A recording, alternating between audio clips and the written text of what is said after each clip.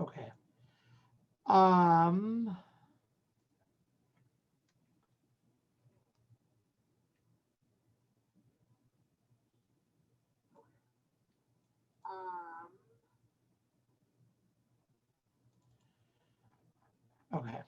okay. I apologize for that. My scanner was doing weird things also. So, okay. So the main idea that I want to try to spend just a little bit of time talking about tonight. I apologize for that. My scanner was doing weird things also. Hold on.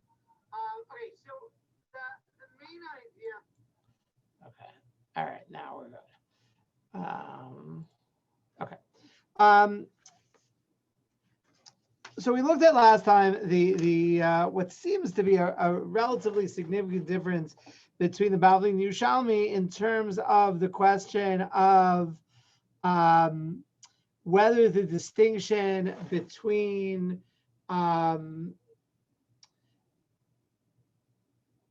blowing shofar between Shabbos and a Chol Rosh Hashanah is something which is essential and fundamental in Daraisa, or if it's something which is motivated by secondary kinds of concerns, right? So again, the Yerushalmi learns that from the difference in the psukim of Yom Shua versus Zichron Shua, which we pointed out is perpetuated in Tefillah. That in davening we are particularly, we say Zichron Shua on Shabbos, we say Yom Shua during the week. And that again seems to point in the direction of the Yerushalmi. And we know that the Rambam has a different nusach where you say Zichron Shua all the time. And the question of, which you didn't really solve, again, this is partially just kind of a forum for me to like kind of flesh out things that I'm thinking about, is that if in fact these are two fundamental categories about Rosh Hashanah, right, then what is a day of Zichron Shura versus a day of Yom Shura? In other words, that it's not just that it happens to be that like there's such a thing as a Rosh Hashanah where you blow shofar and a Rosh Hashanah where you don't blow shofar. If we follow the Yerushalmi and it's hardwired in, right, we would seem to have to find a substance difference between the experience. And again, I think it's a really interesting question in terms of from, let's say this year, from day one to Rosh Hashanah to day two of Rosh Hashanah, that they are fundamentally different days of Rosh Hashanah. However, the Bavli, as we saw, rejects this, even though that is in the beginning of the fourth paragraph of Rosh Hashanah, that is in fact proposed, and it rejects it and says this is all part of what becomes referred to as Gzeira de Rabbah, not because Rabbah was the one who instituted it, right? Rabbah is living in the time of the Gemara, and clearly the Mishnayos are already keenly aware of the idea that shofar on Shabbos is more complicated. Right? Rabbah is the one who extrapolates backwards what the Gzeira would have been and says that this is a the Gzeira of Shemi Aviren Arba Amos Bereshus Harabim, that our concern is that this would lead to a problem of carrying, right? Which again, it itself leads to a whole interesting question of when they say this, when they don't say this, in terms of did cities have Eruvin? Did they not have Eruvin? Right, that's a whole interesting question, especially with so many cities being walled in that time. In fact, there's actually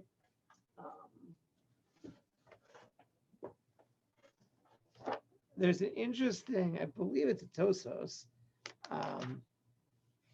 This I'm doing on the fly, so.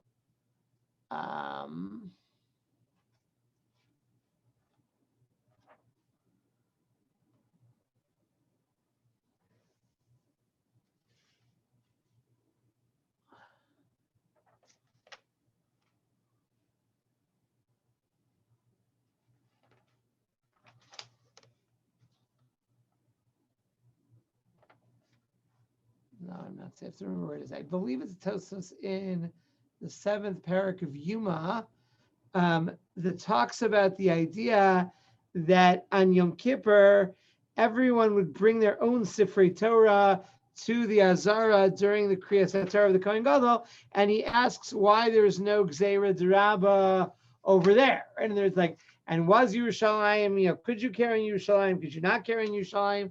Right? That's a whole interesting discussion in its own right, and perhaps if we have time, eventually we'll get involved more in that issue. Right? But the presentation of the Bavli is Rosh Hashanah. Certain times, and again, it's certainly kind of a fascinating illustration, according to this, of the power of the Chachamim to be oker b'sheva al tasa, right? A significant mitzvah from the Torah, right? They have that power and that ability. Now, once we posit that that's the case, right? That this is fundamentally almost like a technical issue. We're concerned about the possibility of Chil Shabbos, and because of the concern of Chil Shabbos, we don't blow shofar on Shabbos. Then we have to ask a question, right? What is it about the Beis Hamikdash that the Beis Hamikdash is not included in this Gzeira, right? The Beis Hamikdash continues in this Gzeira. So I'm going to put it back to you now, right? If you were going to say Svara, why is it that this was not extended to the Beis Hamikdash? What are the theoretical possibilities? If the idea is that not everybody is a Baki, the one place where I think there would almost always be a Baki would stand to reason would be the Beis Hamikdash. Okay, why? The Kohanim who were there doing the Avoda, though they were the Talmidei Chacham, they were the people. The Sanhedrin was in the Beis Hamikdash. Somebody, if nobody there knows how to do it, nobody anywhere knows how to do it. Okay, so let's kind of sort out the threads there, because there are a number of different things that were said. So the Rambam certainly seems to understand along the lines that you said if we work it backwards. Take a look at Halacha Ches, which you should be able to see on the screen. Is the second paragraph of Hilchos Shofar. The Rambam says, "K'shegazru shlodko b'Shabbos, lo gazru ela b'makom she'ein bo bezdin." So this is like a really interesting presentation, right? If you put the Rambam next to the Mishnah, right, the Rambam focuses exclusively on the issue of bezdin per se. Aval bizman she'beis hamikdash kayam v'ya bezdin hagadol b'Yushalayim hayu akol token b'Yushalayim b'Shabbos kol zman shebezdin yoshvin v'lo anshe Yushalayim b'vad, etc., etc. Right, that here the Rambam seems to put the focus on, right, he mentions Beis Hamikdash Kayim, and until I came to the Rambam, it would seem that the perhaps the primary focus is on the Mikdash specifically, right? But he understands it's the Mikdash in its function as the seat of the Bezdin Hagadol, right? That is the issue. So what's the issue of Bezdin Hagadol? So the Rambam actually splits in two directions. Now, so the one thing I would say, which is really an advantage to the Rambam's approach, is it really explains Rabbi Yochanan ben Zakkai, right? That why is, I think, Jeremy, you pointed out last time, right, that if you line up the Mishnayos of the Takanos of Rabbi Yochanan ben Zakkai, right, when it comes to Lulav, it says Beferish Zeichel Mikdash. When it comes to Shofar, it doesn't say it's a Zeichel Mikdash, right? So in this construction, the fact that it was the Beis Hamikdash, in other words, that let's call it Gzeira Derabba 1.0, right, during the time of the Beis Hamikdash. And by the way, I totally forgot last time. There was a piece from Yosef Engel, a really wild piece from Yosef Engel. He actually has this whole theory that, as a way of like bridging the Bavli and Yerushalmi, he says that the Gzeira already started for Moshe Rabbeinu, right? That's how old the Gzeira Derabba is, and he says that the reason why it says Zichron Trua in Emor, right, and it says Yom Trua when it comes to Pinchas, right? You still with me? Is that Emor was written right at some point, right in the Sefer Vayikra, basically all is up to the beginning of Rosh Chodesh Nisan. So he says if you look at the calendar, right, based on how Pesach fell according to Chazal, the year Yitzias Mitzrayim, right, the Pesach was on a Thursday, so it works out that Rosh Hashanah, the first year in the Midbar, was on a Shabbos, right? So in Emor it says Zichron Shua, because the only Rosh Hashanah they knew about, right, was a Rosh Hashanah of Zichron Shua, Rosh Hashanah without Tkiyas Shofar. But he says it's not that it's actually Daraisa, right? That it's a Darabanan that existed at the time of the Torah. So that's got all kinds of like mind-blowing possibilities. There's the idea that like that you can have a Dirabanan literally embedded into the Torah, right? Because it comes from the door of Moshe Rabbeinu. So again, I think there's like, it has all kinds of very weird implications if you follow that piece down. But anyways, the point is that I'm not sure what that, put that to the side for a moment. So the Rambam, when he talks about the Takana of Rabbi Yochanan ben Zakkai, right? Bisman shechar beis hamikdash halacha test. Kol makom sheyesh bo bezdin kavua v'ushiyah b'samach b'eretz Yisrael token bo b'Shabbos. Any bezdin does it. Now he says two things. We'll skip to the end. He says v'lama token mifnei bezdin mifnei shebezdin zrizin hey. He says because we assume, right, that bezdin is in charge, right? So the logic of the Rambam, right, seems to be at least part of the logic. We'll see that there's one other piece, right? The part of the logic is, right, that why do we make the Gzeira? This is basically, I think, the Sfara Jeremy wants to say, right? We make the Gzeira because we're concerned that an uncontrollable kind of situation, right? Let's make a rule we're not going to get involved in. Again, certainly, you know, when one thinks about, you know, even in terms of the you know, the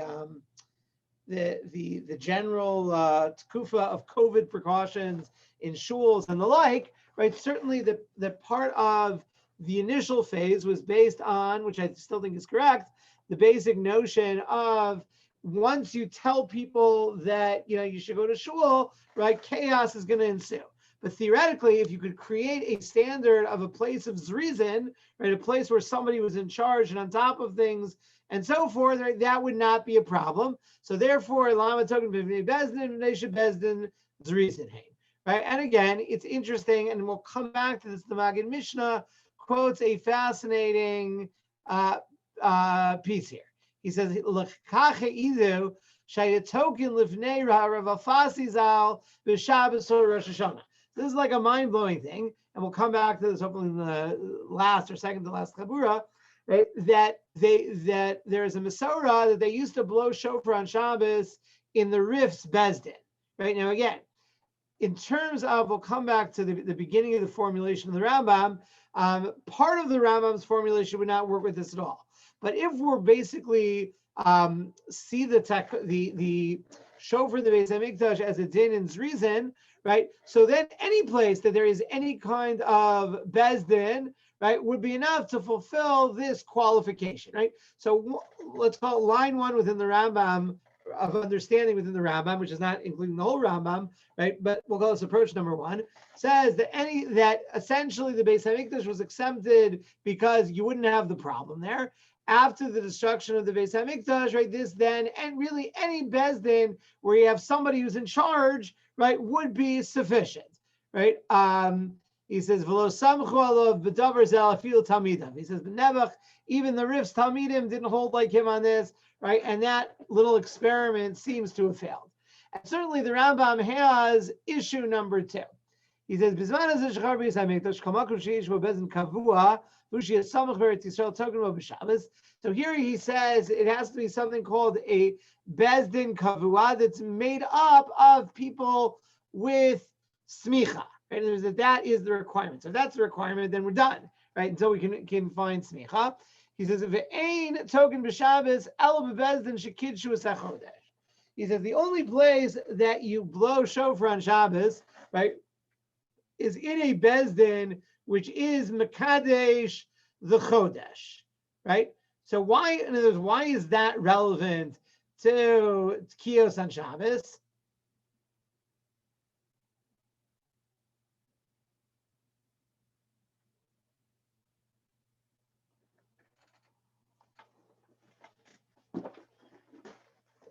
No, any ideas? Right, so this reason sounds good to me. Why do they have to be the bezdin that was mekadesh the chodesh?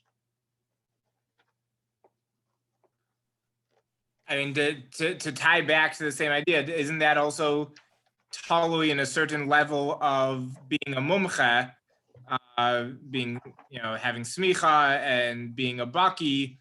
You know, it's not exactly the same, the same chachma, but being involved in the chachma of Kiddush HaChodesh, that person is likely to also be a baki in the chachma of Tkiyas Shofar.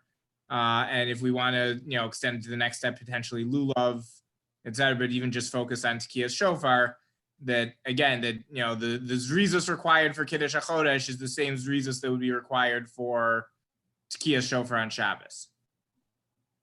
Okay, so you want to say again, it's almost that the Kiddush HaChodesh aspect is like, in theory, you could say, it's the Beis Din that's, I don't know, in charge of, deciding on Indian hair shaitels or something. And there's like, that the example is not essential. The example is just that's the level of expertise that we're talking about. I don't know if put words in your mouth. I'm just saying, it sounds like that's what you're developing here. Yeah. Okay. Good. Ari, you want to chime in? I mean, differing from what the Rambam's been talking about, you can also say that if we're going to use a shofar on Shabbos, it has to be the Beis Din that says, I'm telling you it's Rosh Hashanah. Yeah. Okay, why? Because again, let's say there's other insert to blow a shofar, whether it's, I don't know if it's a muksa or if you're blowing music or whatever. So here they're saying, we guarantee you it's Rosh Hashanah. Okay, so again, I think you're correct. That there's also this additional factor, right, which is floating through this whole sugya, right? In particular, in terms of, it comes up in the discussions of shofar versus lulav, right? And there's that shofar and lulav both have gzeira d'Rabba, but they function somewhat differently, and there are a number of reasons for those distinctions. So one of them is the assumption that Rosh Hashanah always has a certain suffix of before there's kivua diarcha. In other words, at a time when Kiddush HaChodesh takes place by Beis Din, right? So Rosh Hashanah, right, is always virtual, right? So again, there's a hold on a second. There's a famous, by famous means something I once heard of. There's a we know that the general assumption is that if you skip Ya'aleh V'Yavo at Mariv on Rosh Chodesh, right, that you don't have to go back. So there's different opinions of the Rishonim why that's the case. Some say that it's a general kula on Mariv because Mariv is Rishus. But the most common understanding, I think, is that because Rosh Chodesh at night, you never knew for sure the first night of Rosh Chodesh that it was Rosh Chodesh, right? It was always virtual on the 30th, right? Until Beis Din actually said Mekudesh, Mekudesh, you didn't know for sure that it was Rosh Chodesh, right? So it's interesting. There's a, I'm trying to remember, I believe I had this.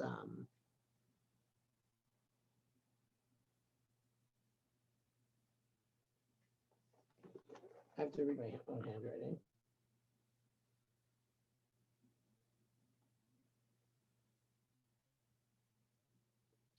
Yeah. So he says, so the Beis Yosef quotes Rabbeinu Yonah, right, who says that on Rosh Hashanah, right, if you left out Yontif in Mariv, right, in other words, if you didn't say Yontif Shmona Esrei, you don't have to say another Shmona Esrei, because it was always virtual. You never knew for sure. Right now, again, there's a whole discussion about like what the first day of Rosh Hashanah was like until you knew. So it could be, here's a second explanation, right? That it's only in Beis Din, right, that you know with certainty that today is Rosh Hashanah or not, right? That you don't know for sure if today is the day of Rosh Hashanah or not. So maybe it could be in a place that you don't have that kind of knowledge, right? That it's not enough to blow shofar on Shabbos, right? But in a place that's the place of Kiddush HaChodesh, there you know with certainty, and there they weren't gozer, right? It could be that's the svara here, right? So again, there seems to be like that, but one way or another, right? The focus in the Rambam is on Beis Din, right? And the Beis Hamikdash itself is almost irrelevant, right? Other than the fact that it happens to, obviously not happens to be, right? If you want to make it sharper, right? That it's the kimitzion tetzesura, right? It's the bezdin makom hora function of the base Hamikdash, right? Which is why they exempted the base Hamikdash from the takana, right? So that's what I'm going to call approach number one, which has some sub approaches, which is about bezdin. Okay, good. So what else is possible here? Right? If we don't focus on bezdin, what else could be going on here?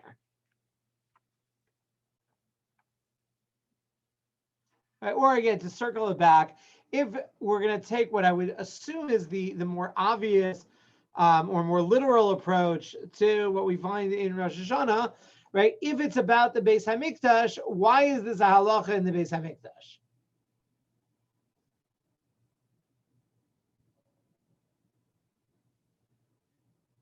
So one possibility that it's part of a more general halacha of Ein Shvus B'Mikdash. Right, that it really has nothing to do with Rosh Hashanah exactly per se, or about Tkiyas Shofar per se. It has to do that for whatever reason the Chachamim did not make D'Rabbanans, particularly Shabbos-related D'Rabbanans, on the Beis Hamikdash. Now again, what that halacha is has its own debate among the Rishonim.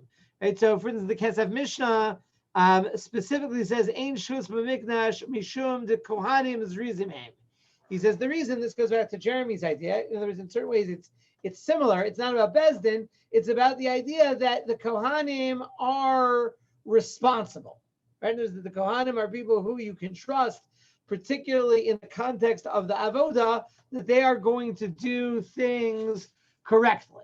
Right now, I saw a quote in the name of Schechter that he developed a slightly different understanding of this, that he wanted to suggest that it's because of the chomer of the avoda. In other words, that it's not about, let's say, the competence of the gavra in terms of the fact that the people who work in the Beis Hamikdash can be relied on, right? It's the idea that because the avoda in the Beis Hamikdash is so important, right? Or again, almost it's like a separation of powers, right? The Chachamim can't, the avoda is too important for the Chachamim to be able to make these kinds of halachos on, right? And so therefore that they don't make such a halacha on the place of the Beis Hamikdash. The Beis Hamikdash is itself, it's too important and too significant for things that are going to compromise the avoda. Now, if we say Ein Shvus B'Mikdash is about Kohanim Zrizim, then fine, that makes sense. If we're going to say the Ein Shvus B'Mikdash has to do with the avoda per se, right? Again, like you can't. I don't think anybody I mean, I don't know for sure, but you can't say that like Kohanim are allowed to, have horse races on the Har HaBayis on Shabbos, right? Because there's a reason. We know they're not going to actually break things off in order to do it, right? So that if you're going to understand this as some kind of an Ein Shvus B'Mikdash kind of issue, you would probably have to develop more the idea, which we'll come to, that somehow this is more fundamentally connected to the Beis Hamikdash than we thought, right? That perhaps, so if we want to take that approach, we'll come back to the Ravid in a second. The Mishnah later in the Masechta says like this. It describes this whole elaborate mode of blowing shofar. He says, Shofar Shorashan Shel Yael Pashut Upiv Mitzupa Zav. This beautiful golden encrusted shofar. Ushtei Chatzotzros Minat Stadin. And you have two people blowing Chatzotzros. Shofar marich v'chatzotzros mekatzros shemitzvos hayom b'shofar. He says the chatzotzros blow short blasts, right? They're the backups, right? And the tkiyos of the shofar itself are longer because the mitzvah of the day is the shofar, right? Those are things which are secondary to the mitzvah. Now, again, I've only been in a few shuls. Never in my life have I seen such a presentation on Yontif, right? And that's because Rashi says based on the Gemara, he says b'shal mikdash ka'amar, right? That this is the description of how Tkiyas Shofar was done in the Beis Hamikdash. So if you take a look, the next daf on Chazayin Amud Aleph, right? You have all of this stuff spelled out. Lo ayu nogin gen el b'shari mizrach v'aravayis bilvad. Right? It was not done universally. Amar Rava v'tema Rabbi Yoshua ben Levi Ma'kra'ah. He says, what is the pasuk this is based on? Dechsiv b'chatzotzros the kol shofar hariu livnei hamelech Hashem. Livnei hamelech Hashem hu dva'inu chatzotzros v'kol shofar aval ba'al molo. So this is quite fascinating.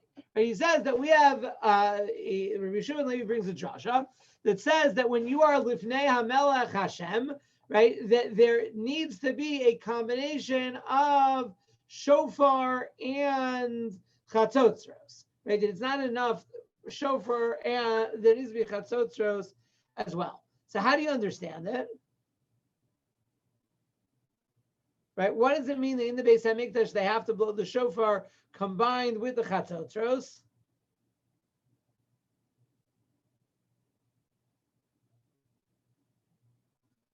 It sounds like, well, what does it sound like to you, Ari? It sounds like it's part of the avoda.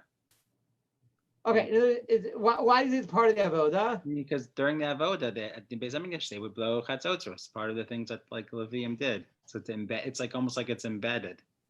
Okay, so it sounds like it takes on much more of the character of the avoda as a whole, right? About the chatzotzros that were blown over various kinds of karbanos, right? So the question is like this: does it mean, right, that when shofar comes into the Beis Hamikdash, it has to function by some kind of Beis Hamikdash rules? In other words, it's the same mitzvah, right? But it gets, I don't know, upgraded, right? When it comes into the Beis Hamikdash. Or alternatively, right, is shofar in the Beis Hamikdash, right? Or to put it differently, shofar, which is now Livnei Hashem, right? It's a different mitzvah, right? Or at least a different aspect of the mitzvah that takes place within the Beis Hamikdash, right? And therefore it comes, and again, you can be mechalik in a lot of different ways. And I think that there's a lot of food for thought in the question of, right? And as we asked the question beforehand, what's the difference, if we're going to say the positive fundamental difference between Rosh Hashanah with shofar, Rosh Hashanah without shofar, right? Well, I need to understand what those two Rosh Hashanahs are about. So it could be, again, Rosh Hashanah is one of the most complicated Yom Tovim, right? Because again, and I think that the most fundamental tension that we feel, maybe I'll speak on Rosh Hashanah, right, is that on the one hand, you have Rosh Hashanah, which is about Malchus Hashem, and it's about, that's the Simcha of Rosh Hashanah, and that's the grandeur of Rosh Hashanah. And then there's also the Rosh Hashanah of, Kol Boy Olam over in Lefanav of Kivnei Maron, right, and the Yom Hadim, and the books, and the scary, and all of that kind of stuff.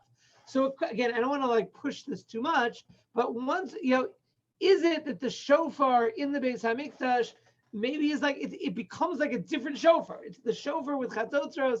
Maybe that's Livnei Melech Hashem. Maybe that's a different. I don't know for sure, right? But I'm saying that the other possibility in terms of understanding, right, why they weren't gozer, right, is that maybe it's or if you want to, maybe the most radical thing is they were gozer on the mitzvah of shofar b'gvulin, which is fundamentally different than the mitzvah of shofar in the Beis Hamikdash, right?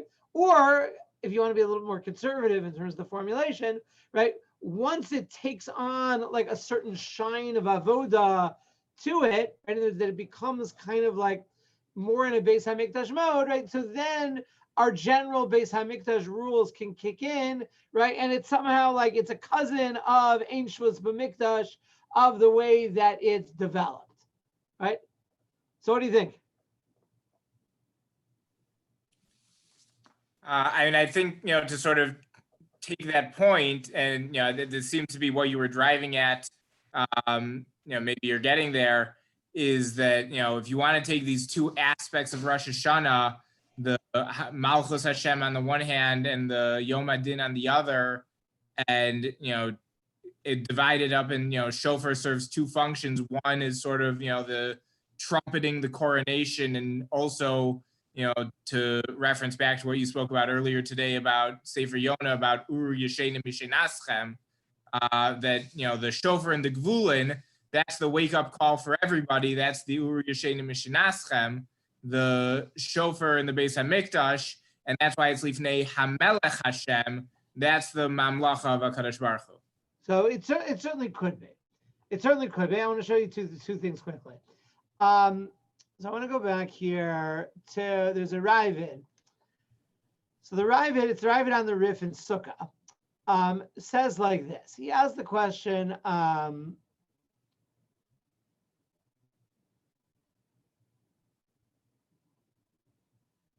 okay. This is actually taken out of the Kasav Sham, right? Which are the it's the Kasav Sham, for those who aren't familiar, right, is a back and forth between the Balamor and the Ravid. It's probably the sharpest sefer in the Rishonim, because there's a lot of kind of like trash talk back and forth between them. Okay. So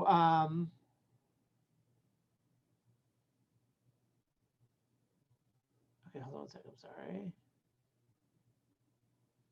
Okay, so the Balamor is the whole theory that he develops over here. So the Ravid says like this: Amar Avraham, Zatam ein lo tam v'lo reach. He says that, pretty, and it's pretty tame by the Kasav Sham standards, but fine. So he says down. He says, why is it? Tam ibnei she'ein l'shofar ikar mefurash begvulin. So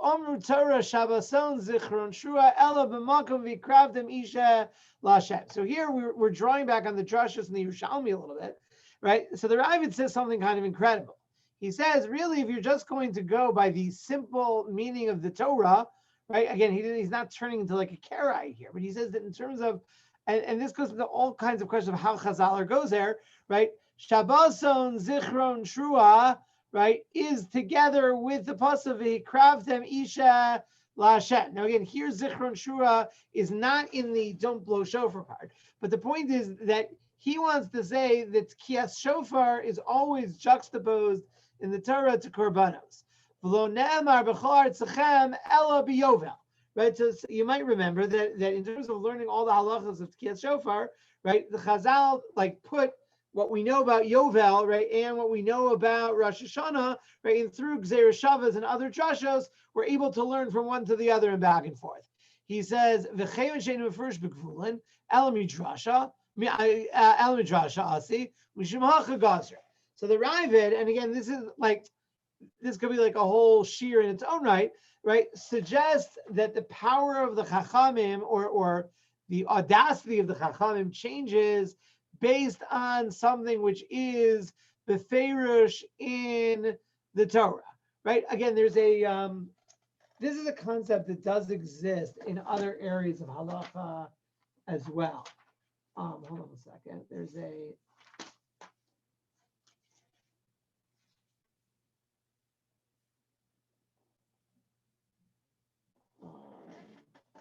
don't want to run and get a Mishnah.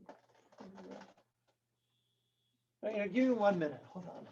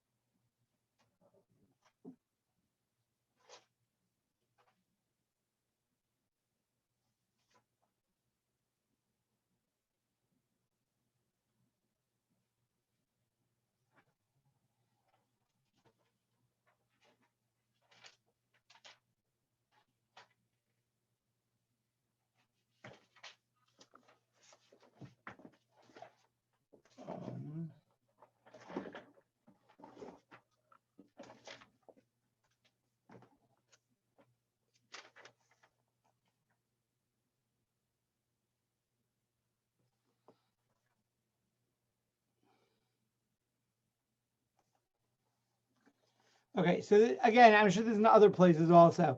In the Halachas of the Summa of Sekes, the Shulchan Aruch tells us a fascinating sociological reality. He says, "Nashim she'ochlos v'shosos ad shechashecha." So they're women who eat and drink until dark. It's all a question what dark means, but fine. V'hein einan yodaos shemitzvah lahosiv michol al hakodesh ein memachin biyadan kadesh lo yavo la'asos bezadan. So apparently there were women who, again, were not particularly educated, who would eat until they would keep going at the Sudam of Sekes longer than normal. So the Shulchan Aruch paskins, you don't stop them, right? Don't make a big deal. Why? Because we assume that this practice was so enshrined, right, that they would do it anyways, right? And the Ramah says, "Amrinan mutav shiushogin v'lo yumizidin." Right, like better. Right, what are you going to do? Like it's you're going to run up to your neighbor and tell them not to drive on Shabbos. Like what good are you going to do? And they're not going to listen to you. And it's going to make it worse because now they're going to know that it's awesome. So then the Ramah says something very interesting. He says, "V'davka she'eno mefurash b'Torah, aval pi shehu d'oraisa."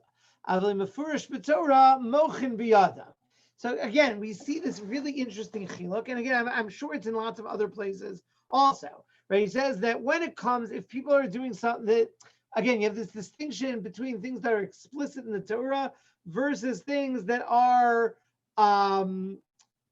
in other places, right? So they're in a situation like that, there's no they can't say that something is a shogeg because it's not mafurish in the Torah.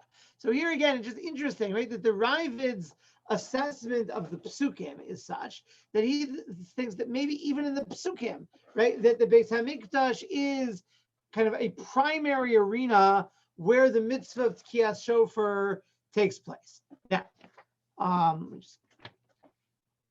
okay.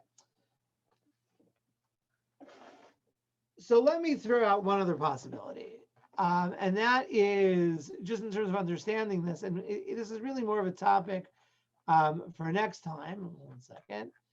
Is a statement. Let's see if this is the right of Tosfos. So this is a very important Tosfos, the beginning of the fourth paragraph of Rosh Hashanah, right, which talks about a number of these different issues of Gzeira the Rava, and Tosfos is comparing different aspects about shofar and lulav. So he points out that one of the differences between shofar and lulav is that he says the is hikilu tvei b'shofar mibelulav. Shetikin Rav Yochanan ben Zakkai token b'chol makom sheish bezdin. Aval lulav lo ishtari. So he points out one of the differences, right, is that after the destruction of the Beis Hamikdash, right, that there was no remnant left to show to lulav on Shabbos. Right, lulav on Shabbos completely disappears, even though there was lulav on Shabbos in the Beis Hamikdash. So why did Rav Yochanan ben Zakkai, right, he made the other takana, the Zichel Mikdash of Kol Shiva, but what about the first day, right, where clearly that was done in the Beis Hamikdash? Why don't we do that, right? He says. The Mogila he the Malich Muvein Bizman Beis Hamikdash Bigvul Mashma the Bizman She'em Beis Hamikdash Kaim Lo Hutu B'Shum Makom. He says again, there's there's an earlier iteration in lulav where they would bring the lulav before Shabbos. Hopefully, we'll get to that as well. So he says, why is there this distinction between lulav and shofar? V'yesh lomar the shofar shehu ha'alo zichronem shel Yisrael avim shebashamayim lo ratzu levatel legam. So he says there's another factor at play here as well. And that's the question that shofar is not just a technical mitzvah, right? That shofar also has this incredible power, right? That's part of what we are trying to do, right? To elevate the tefillos, the remembrance, right? To bring it up before HaKadosh Baruch Hu. And the Chazal were uncomfortable being mevatel it completely. He says, "V'keven the tikkun b'chad bezdin, tikkun b'chol makom sheyesh bezdin, aval pi shebizman beis habayis lo ya'elu b'mikdash dafka." And he says the truth is, right? That they did it in any place there's a Bezdin. We'll see like how that works out, because there was this idea, even though again, practically speaking, now we've lost it, right? But the idea that we're gonna like lose Tekiyas Shofar, right, is like painful. And again, perhaps one can posit again, we have in another area of halacha, right, where there's a famous machlokas about the question of whether Tekiyas Shofar is fundamentally a mitzvah of Tekiyah, right, that we're Yotzei Shomea Ka'ona from the first person blowing shofar, or is it a mitzvah of Shmiya? Right? That fundamentally the real mitzvah, even the Baal Tokeah, right, is not, it's not the mechanical act of blowing, right, that's his mitzvah. It's the Shmiya, right, which is the mitzvah. Now, and there's a whole discussion, the Rishonim, what the right bracha is on Tekiyas Shofar that reflects this machlokas. Now, I think part of the idea, again, if we want to be kind of like global about it, is what's the let's call it the machshava implication if the mitzvah is shmiya versus the mitzvah of tkiyah, or to be more precise, what in terms of the object of the mitzvah, how do we understand shofar differently if it's a mitzvah of shmiya or a mitzvah of tkiyah? Passive versus active type mitzvah. Okay, there's a passive versus active.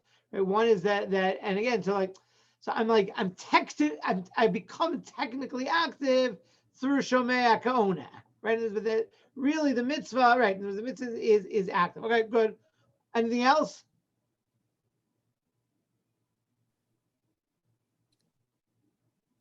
And when we go back to saying that, Tekiyas Shofar on Shabbos in the first place, that it's a chachma and not a malacha. Okay. The act of Tekiyah is a chachma. There's no chachma involved in shmiya. Anybody can hear, except for a cherish, but that's not a chachma. And so, if the mitzvah is shmiya, the chachma is now just a hechsher mitzvah. You have to hear. In order to hear, you need the chachma to blow, as opposed to the blowing being the mitzvah itself.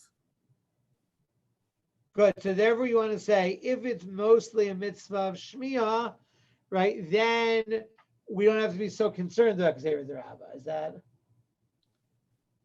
what you're saying?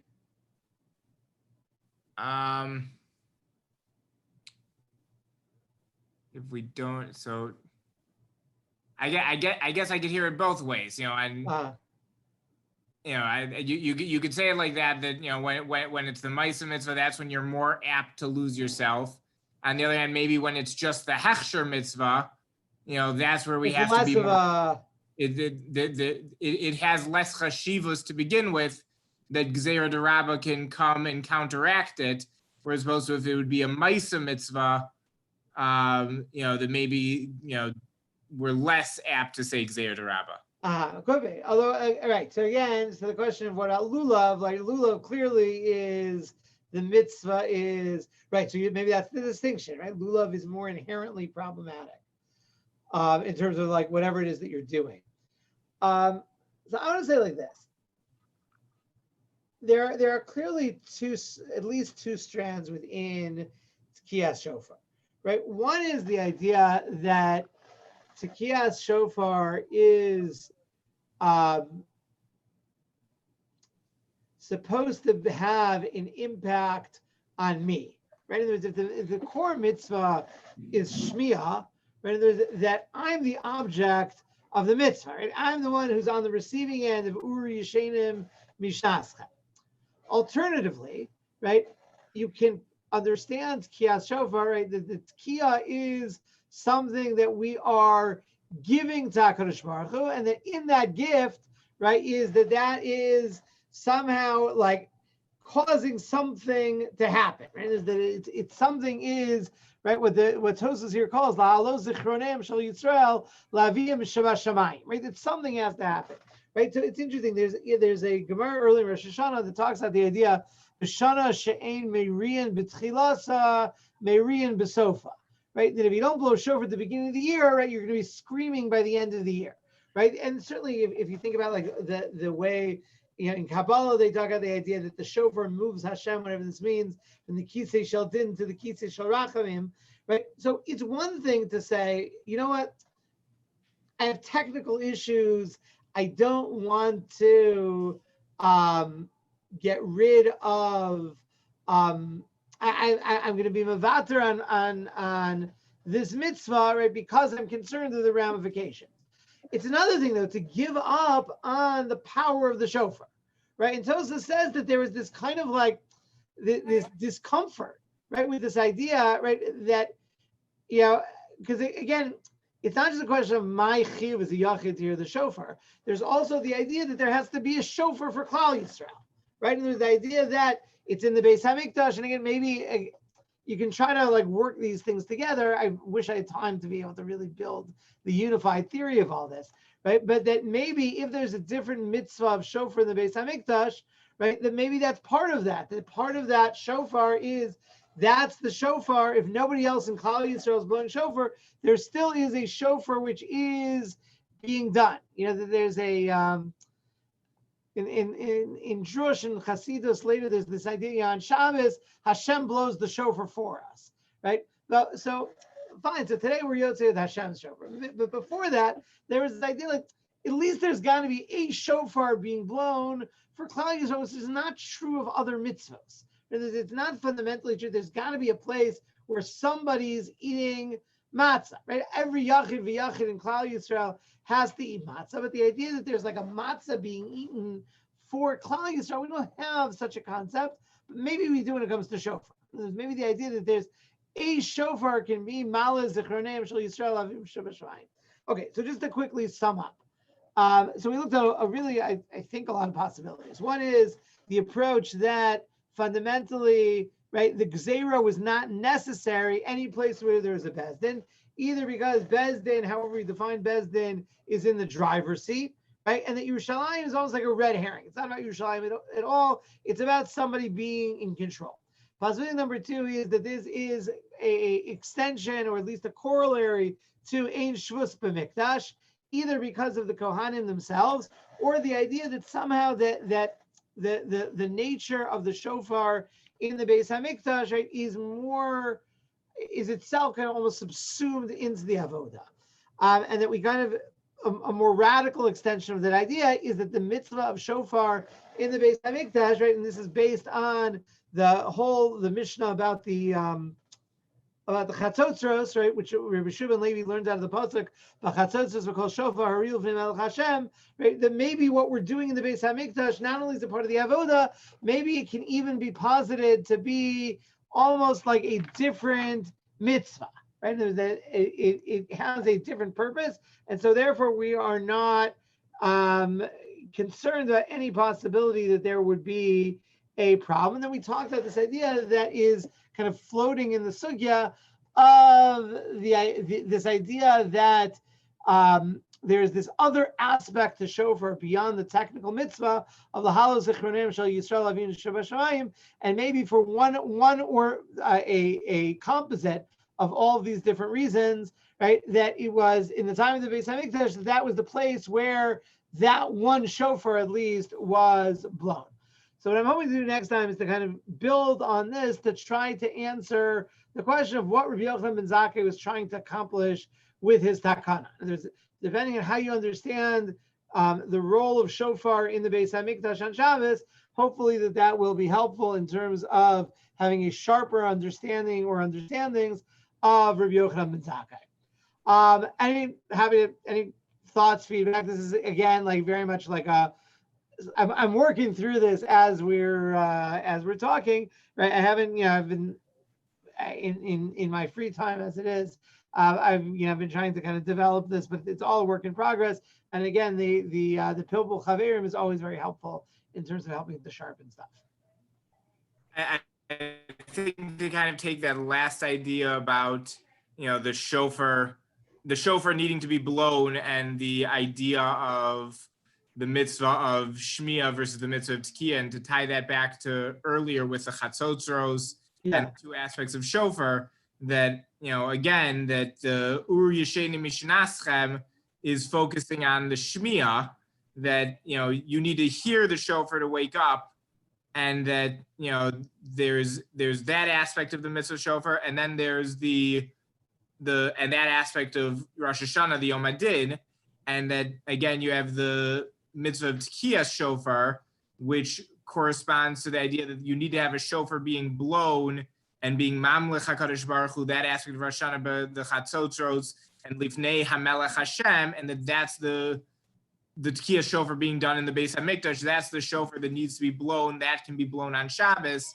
The more practical Shmiyas shofar, Uri Yesheni Mishnaschem, that can be supplanted by Shabbos. Right, and again, there's even like a technical level to that. In other words, that if the importance of the shofar in the Beis HaMikdash, the shofar in the Beis HaMikdash sounds like there's no chiyuv on every Jew in Yerushalayim. There's no lila regel at all in Rosh Hashanah, right? That is like almost like the Beis HaMikdash, the regular avodah on the Beis HaMikdash. Now, there's leaving aside, right, things, the korbanos that Yechidim bring when they come, right? But the avodah of Tfinim Musafin, right, the whole idea is that's an avodah that's being done on behalf of the entire tzibor, right? That's one of them that, and I'm like free associating a little bit. Again, I wonder if you can even like plug that back into the question of, in terms of untangling Rosh Hashanah, the Rosh Hashanah of the Tzibor versus the Rosh Hashanah of the Yachid. Right? There was the idea that the Rav made this point in Al Tshuva about Vidui on Yom Kippur. Right? He said that the Vidui when he first came to Germany was the first time he heard, I assume it's the one that we do commonly today, right? That the whole kind of upbeat Asham Nuva, yeah. And he said it was a very strange thing to him and he suggested though that the experience of the Yachid on Yom Kippur is in many ways a much more desperate feeling than of the Tzibor, right? There's a Havtacha to Klal Yisrael, right? The Klal Yisrael, right? Klal Yisrael is almost guaranteed kapara through Yom Kippur. What our role as Yechidim, right, is more complicated. So if you kind of like push that back onto Rosh Hashanah, right? The idea that maybe, again,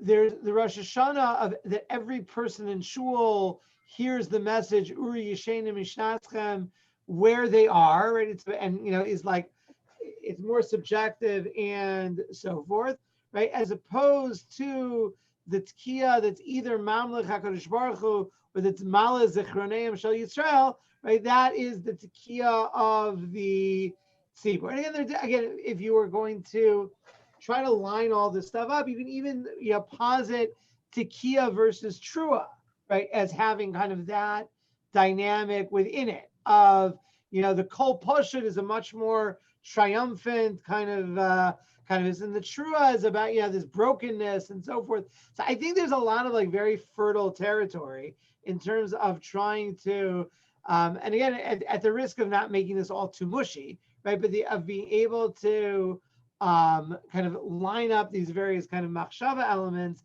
and try to see if we can find the elements of it within the lumdus of the sugya as well. Okay, I will wish you guys a good evening, and again, Mirza Hashem, next week, same time, same place. Thank you. Good night, Yishkach.